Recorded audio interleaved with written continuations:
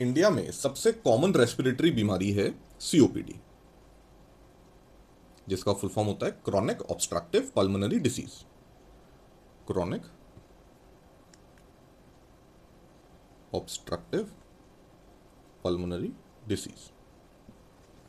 COPD होने का main reason होता है, मेन रिस्क फैक्टर होता है स्मोकिंग। क्योंकि इंडिया में स्मोकिंग बहुत कॉमन है, इसलिए सीओपीडी की बीमारी भी बहुत कॉमन है। और इसका डायग्नोसिस बनाने का सबसे एक्यूरेट तरीका होता है पीएफटी, यानी कि पल्मोनरी फंक्शन टेस्ट। अब ये सीओपीडी की बीमारी में दो टाइप के चेंजेस होते हैं, या तो एम्फाइसीमा मिलता है लंग्स के अंदर, या फिर क्रॉनिक ब्रोंकाइटिस मिलता है। सीओपीडी एक ब्रॉड डिसीज है जिसके अंदर एम्फाइसीमा और क्रॉनिक ब्रोंकाइटिस दोनों आते हैं। मोस्टली स्मोकिंग की वजह से किसी को एम्फाइसीमा हो जाता है, किसी को क्रॉनिक ब्रोंकाइटिस हो जाता है। एम्फाइसीमा में क्या होता है, मान लीजिए ये लंग है, ये उसके नॉर्मल एल्वुलाई हैं जो कि ऐसे ब्रांचेस जैसे होते हैं, और ये ब्लड वेसल आ रही है और ऑक्सीजन और कार्बन डाइऑक्साइड का एक्सचेंज जो होना है वो होता रहता है यहाँ पे। अब एम्फाइसीमा में क्या होगा कि ये जो एल्वुलाई हैं ये डिस्ट्रॉय हो जाते हैं और एक बड़ा बुल्ले जैसा या फिर एक बड़ा स्ट्रक्चर बन जाता है जिसके थ्रू गैस का एक्सचेंज नहीं हो पाता। यानी कि ये जो गैस का एक्सचेंज होना चाहिए ये यहां पे नहीं हो पाएगा, ये नहीं हो पाएगा। और ये जो ऐसा बुल्ले जैसा बन गया, ये इनइलास्टिक स्ट्रक्चर है, एल्वुलाई के डिस्ट्रक्शन के बाद बनता है। और डिस्ट्रॉयड एल्वुलाई जो नॉर्मल कैपिलरी के अंदर परमिएबिलिटी होती है वो उसमें नहीं होती, तो ये रेस्पिरेशन में इन्वॉल्व नहीं होता। हाँ, इसके साथ ये प्रॉब्लम है, यहाँ पे एयर आती है और यहाँ से एयर निकल जाती है, तो एयर यहाँ पे आकर थोड़ी सी ट्रैप्ड रह जाती है। पूरी सांस ये जो बाहर चली जानी चाहिए लंग की इलास्टिसिटी की वजह से, यहाँ पे ये इलास्टिसिटी नहीं है, तो एयर आएगी और चली जाएगी, लेकिन गैस के एक्सचेंज में ये कहीं हेल्प नहीं करता। तो ये एल्वुलाई के डिस्ट्रक्शन के बाद बनता है। और ये जो क्रॉनिक ब्रोंकाइटिस है ये होता है जो ब्रोंकियल वॉल्स होती हैं,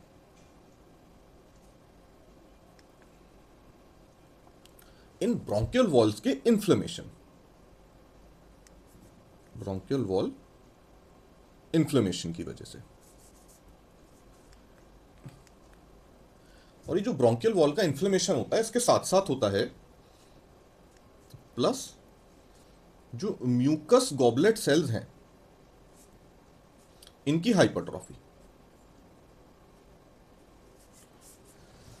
अब देखिए, जो हमारा रेस्पिरेटरी सिस्टम है उसमें थोड़ा बहुत म्यूकस तो बनता ही बनता है। वो म्यूकस बनाने का रीजन ये होता है कि अंदर जो भी फॉरेन बॉडी आ गई, यानी कि मान लीजिए कोई बैक्टीरिया आ गया या डस्ट आ गया, तो वो म्यूकस सिक्रीट करते हैं ये जो गॉबलेट सेल्स होते हैं। और वो म्यूकस अंदर सीलरी मूवमेंट होता है पूरे ब्रोंकियल वॉल्स में, वो धीरे धीरे म्यूकस बाहर आता है और हम सुबह से उसको एक बार थूक के निकाल देते हैं। कई बार लंग्स इतने स्ट्रांग होते हैं कि हमें पता भी नहीं चलता कि अगर बहुत ज़्यादा हम स्मोक में चले गए, या कई पेशेंट्स की सांस, कई लोगों की सांस फूल जाती है, पेशेंट्स नहीं, कई लोगों की सांस फूलती है और कई बार सांस नहीं भी फूलती। तो ये जो पूरा डिफेंस मैकेनिज्म होता है ये गॉबलेट सेल और ब्रोंकियल वॉल्स और एल्वुलाई की स्ट्रेंथ पे डिपेंड करता है। रिपीटेड स्मोक करने की वजह से, या स्मोक किसी और रीजन से एक्सपोजर हो गया, इंडस्ट्री में कोई काम करता है, तो या तो उसके एल्वुलाई डिस्ट्रॉय हो जाएंगे और एम्फाइसीमा हो जाएगा, या फिर ये जो गॉबलेट सेल होते हैं और ये ब्रोंकियल वॉल होती है इसमें प्रॉब्लम आ जाएगी। गॉबलेट सेल के अंदर जो नॉर्मली थोड़ा बहुत म्यूकस बनता है ये बहुत ज़्यादा बनने लगेगा, और ये जो ब्रोंकियल वॉल है वो नॉर्मल थिकनेस, नॉर्मल जो है नॉन इन्फ्लेम्ड नॉर्मल जो ब्रोंकियल वॉल है उसमें अब सूजन जैसा, यानी कि इन्फ्लेमेशन जैसा हो जाएगा। तो इन पेशेंट्स में क्योंकि इतना ज़्यादा म्यूकस बन रहा है, तो इन पेशेंट्स में क्रॉनिक कफ देखने को मिलेगा। क्रॉनिक कफ देखने का मतलब, क्रॉनिक कफ का मतलब होता है कि पेशेंट का जो बलगम है वो उसको 24/7 365 डेज उसको बलगम आता ही रहेगा। हो सकता है ठंड में या इन्फेक्शन की वजह से कभी बढ़ जाए, और हो सकता है कभी थोड़ा कम हो जाए, लेकिन ये पेशेंट हमेशा खांसेगा और हमेशा इसको बलगम बनेगा। अब इन दोनों सिचुएशन में पेशेंट को कुछ भी हो, एम्फाइसीमा या क्रॉनिक ब्रोंकाइटिस, बोला जाता है कि ये सीओपीडी का पार्ट है। जैसे इस पेशेंट में क्रॉनिक कफ देखने को मिलता है, क्रॉनिक ब्रोंकाइटिस के पेशेंट में, एम्फाइसीमा के पेशेंट्स में जो लंग्स होते हैं वो बैरल शेप के हो जाते हैं। लंग्स नहीं सॉरी, जो चेस्ट होता है, मतलब हमारी जो छाती होती है ऊपर से दिखने में, ये बैरल शेप की हो जाती है। बैरल शेप का मतलब होता है ये बैरल होता है। अब बैरल शेप का मतलब, मान लो कोई आदमी का आपने लंग यहां से, मतलब चेस्ट वॉल यहां से एक सेक्शन काट के देखा, तो नॉर्मल आदमी का सेक्शन ऐसा दिखता है चेस्ट वॉल का। ये लंग्स है, ये हार्ट है। लेकिन अगर किसी पेशेंट को, ये नॉर्मल है, अगर कोई एम्फाइसीमा का पेशेंट है तो उसका चेस्ट कुछ ऐसा हो जाता है। मतलब ये जो बैरल होता है, अच्छा गोल सा, पूरा गोल एक जैसा, ये बिल्कुल ऐसा ही दिखने लगता है। पेशेंट देखने में भी, जब आप देखेंगे ऐसे पेशेंट्स को, जिम जाके लड़के चाहते हैं उनकी छाती ऐसी चौड़ी हो, लेकिन इन पेशेंट्स की छाती ऐसी चौड़ी हो जाती है, मतलब आगे और पीछे से बढ़ जाती है। ये जो लेंथ है आगे और पीछे की, ये लेंथ बढ़ जाती है। ये भी बोल देते हैं इसका पेशेंट का एपी डायमीटर बढ़ गया। एपी मतलब एंटीरियर पोस्टीरियर, अगर ऐसे आप टेप से नापेंगे तो नॉर्मली जो डायमीटर आपको एपी का कम मिलेगा, इस पेशेंट का ज्यादा मिलेगा एपी डायमीटर। इन पेशेंट्स में ये ऐसे लंग्स हैं और ये हार्ट है। तो ये नॉर्मल और ये एम्फाइसीमा में, इसको बोलते हैं barrel shaped lung, barrel shaped chest. ये एक एम्फाइसीमा का फीचर है और ये एम्स में, नॉर्सेट में यानी कि, और ईएसआई में, डीएसएसबी में, कई जगहों पे मल्टीपल टाइम्स ये क्वेश्चन पूछा गया है कि बैरल शेप्ड लंग आपको कहाँ मिलेगा। तो बैरल शेप्ड लंग आपको एम्फाइसीमा में मिलता है।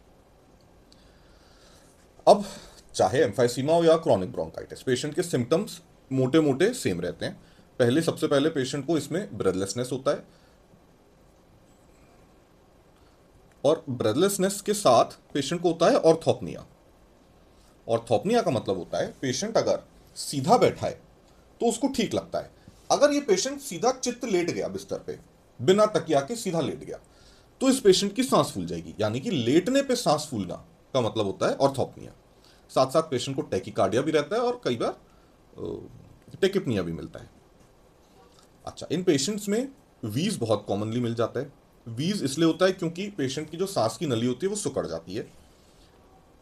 फिर इन पेशेंट्स में कफ मिलेगा विद एक्सपेक्टोरेशन। एक्सपेक्टोरेशन यानी कि बलगम आता है, खांसी होगी और साथ में बलगम आएगा। फिर इन पेशेंट्स में जो एक्सेसरी मसल्स ऑफ रेस्पिरेशन है, यानी कि हमारी नेक की मसल्स, बैक की मसल्स, चेस्ट की जो ऊपर की मसल्स हैं, ये बहुत ज़्यादा काम करती हैं। क्योंकि पेशेंट की सांस फूलती है, वो नॉर्मल जो डायफ्राम के हेल्प से सांस लेते रहते हैं साइलेंट, वैसे नहीं चलता इसका काम। इसको अपनी सारी एक्सटर्नल एक्सेसरी मसल्स जो है रेस्पिरेशन की, ये भी यूज़ करनी पड़ती हैं। इन पेशेंट में पर्स्ड लिप ब्रीदिंग भी देखने को मिलती है। पर्स्ड लिप ब्रीदिंग मतलब जब पेशेंट सांस छोड़ेगा तो वो ऐसे लिप्स के अंदर पर्स बना के छोड़ेगा। तो इसमें accessory muscles of respiration are used and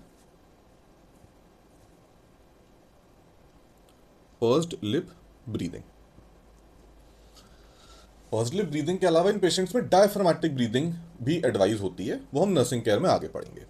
in patients का जब भी आप फिंगर्स देखेंगे, अगर पेशेंट की सांस बहुत ज़्यादा फूल रही है और ऑक्सीजन का सैचुरेशन कम है, तो पिंक कलर की जगह या रेड कलर की जगह फिंगर्स आपको ब्लू कलर की दिख सकती हैं। मतलब इसको हम बोलते हैं साइनोसिस। साइनोसिस भी हो सकता है अगर पेशेंट की ब्रेथलेसनेस बहुत लंबे टाइम से बहुत ज़्यादा चल रही है। फिर इन पेशेंट्स के जो फिंगर्स होते हैं उसमें आपको क्लबिंग देखने को मिलेगी। क्लबिंग का मतलब होता है कि जो फिंगर है, नॉर्मल दो फिंगर्स अगर आप ऐसे ज्वाइन करेंगे तो बीच में एक डायमंड शेप का स्ट्रक्चर आपको दिखेगा। इन पेशेंट्स में जो ये डायमंड शेप का जो बीच में स्ट्रक्चर सा बनता है या गैप दिखता है, ये एब्सेंट होता है, और ये हार्ट डिसीज और रेस्पिरेटरी डिसीज में बहुत कॉमन है, क्लबिंग ऑफ फिंगर्स। अच्छा, अब इन पेशेंट का अगर आप एबीजी करके देखते हैं तो इसमें आपको पता है आपको PO2 कम मिलने वाला है और PCO2 बढ़ा हुआ मिलने वाला है। अब जब ये सारे आपने समझ लिए कि पेशेंट्स में ये सारे प्रॉब्लम्स हैं, नर्सिंग केयर भी इन्हीं प्रॉब्लम्स को सॉल्व करने पे फोकस करेगी। यानी कि पेशेंट के, आपको सबसे पहले एबीजी करके पेशेंट का ऑक्सीजन और कार्बन डाइऑक्साइड मैनेज करना है।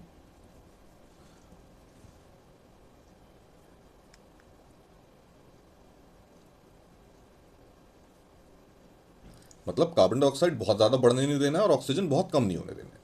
इन पेशेंट्स में मोस्टली रिकमेंडेड ये होता है कि पेशेंट का सैचुरेशन 88 से 92% के बीच में रखो।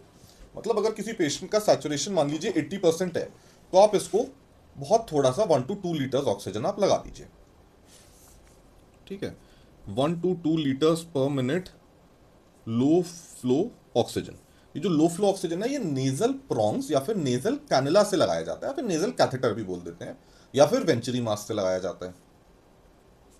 नेजल कैनुला या वेंचुरी मास्क या फिर नेजल कैथेटर या फिर नेजल प्रोंग्स। नेजल प्रोंग्स का मतलब हो जाए तो का मतलब होता है जो मास्क की जगह आपने खाली वो जो ट्यूब होती है जो नाक के अंदर 2 ट्यूब्स चली जाती हैं, उससे आपने 1 to 2 लीटर्स पे ऑक्सीजन लगा दिया। अब 1 to 2 लीटर्स के बाद मान लीजिए ऑक्सीजन 80% और 80 से बढ़ के 88% हो गया, तो आप इसको और बढ़ा के 4-5 लीटर्स पे नहीं ले जाएंगे, आप यहाँ पे रुक जाएंगे। पेशेंट का 88 और 92 के बीच में ऑक्सीजन रख के छोड़ देंगे। ऐसा इसलिए किया जाता है क्योंकि जो सीओपीडी पेशेंट्स हैं इनका स्टिमुलेशन, कि इनको सांस लेना है, बॉडी को कब पता चलता है जब कि इनको सांस लेना है, लो ऑक्सीजन ट्रिगर होता है रेस्पिरेशन के लिए। अगर हमने बहुत सारा ऑक्सीजन देके हीमोग्लोबिन के मॉलिक्यूल्स को सारा ऑक्सीजनेट कर दिया, तो ये जो कार्बन डाइऑक्साइड चिपक के वापस आती है हीमोग्लोबिन के मॉलिक्यूल पे, वो नहीं आ पाएगी और कार्बन डाइऑक्साइड धीरे धीरे धीरे धीरे एक्यूमुलेट होती जाएगी और CO2 लेवल और बढ़ जाएगा। इसको हाल्डेन इफेक्ट भी बोलते हैं। तो इन पेशेंट्स को ऑक्सीजन जो है, लो ऑक्सीजन इस ट्रिगर, या फिर लो PaO2 लिखना चाहिए, ज़्यादा एक्यूरेट है, PaO2 partial pressure of oxygen in artery. तो this is trigger for respiration. और हाल्डेन इफेक्ट अवॉइड करने के लिए, हाल्डेन इफेक्ट मतलब कि अगर पेशेंट को आपने ज़्यादा ऑक्सीजन दे दी तो उससे नुकसान है पेशेंट का, कार्बन डाइऑक्साइड की मात्रा अंदर बढ़ती जाएगी। हाल्डेन इफेक्ट मतलब CO2 level increases if oxygen is given more than required। Haldane effect, ठीक है। अब आपने समझ लिया कि इन पेशेंट्स में ऑक्सीजन कम देना है, 1 to 2 लीटर्स देना है और हाल्डेन इफेक्ट अवॉइड करना है।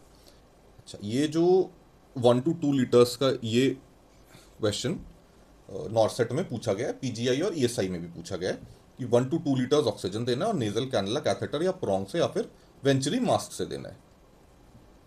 इंपॉर्टेंट है 1 to 2 लीटर्स ऑक्सीजन और कैसे देना होता है।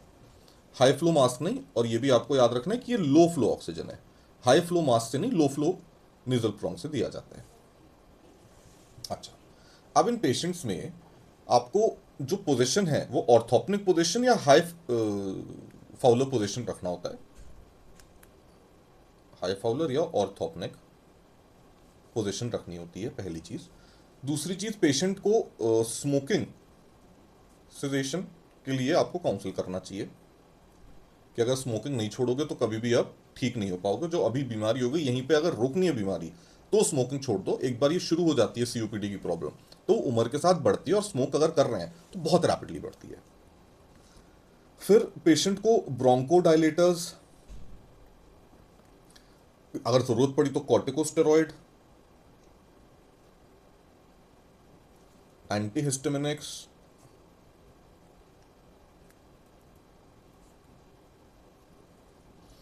म्यूकोलिटिक्स।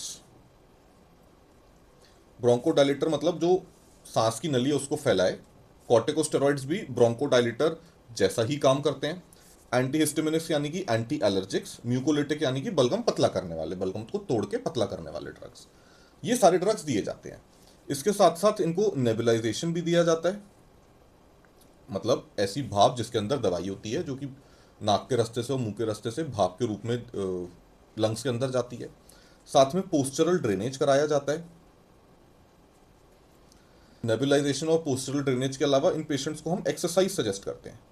एक्सरसाइज यानी कि डायफ्रामेटिक ब्रीदिंग। डायफ्रामेटिक ब्रीदिंग का मतलब होता है कि जब सांस अंदर लेगा पेशेंट तो उसको बोलना है कि अपना पेट फुला के सांस ले, यानी कि डायफ्राम नीचे पुश हो। तो पेशेंट की टेंडेंसी होती है कि वो शैलो रेस्पिरेशन लेगा, रैपिड और शैलो रेस्पिरेशन, मतलब जल्दी जल्दी सांस लेगा और छोटी छोटी लेगा, लंबी गहरी सांस नहीं लेता पेशेंट। तो पेशेंट को एक्सरसाइज में समझाया जाता है कि डायफ्रामेटिक ब्रीदिंग करनी है।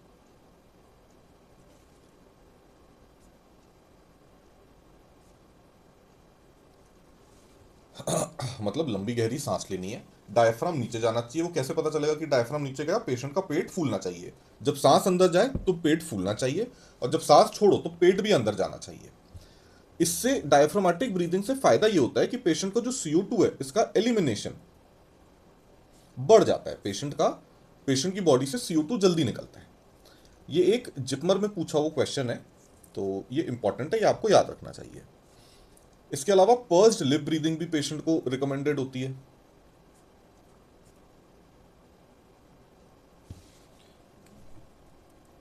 पर्स्ड लिप ब्रीदिंग मतलब जब सांस अंदर लो और छोड़ो तो मुंह के रास्ते से छोड़ो, और लिप्स के अंदर पर्स जैसा बना के, मतलब थोड़ा एयर अंदर भर के छोड़ो। तो ये पर्स्ड लिप ब्रीदिंग हो गई। ऐसे पेशेंट्स में मिनिमम इनको 300 ml per day water intake recommended होता है। मतलब जिन पेशेंट्स की सांस फूल रही होती है उनको रिकमेंडेड होता है कि आप पानी थोड़ा ज़्यादा पियो, और साथ ही साथ जिस भी चीज़ से आपको एलर्जी है, पॉलन से या डस्ट से या पॉल्यूशन से या फिर स्मोक से, इन सब चीज़ों को अवॉइड करना है।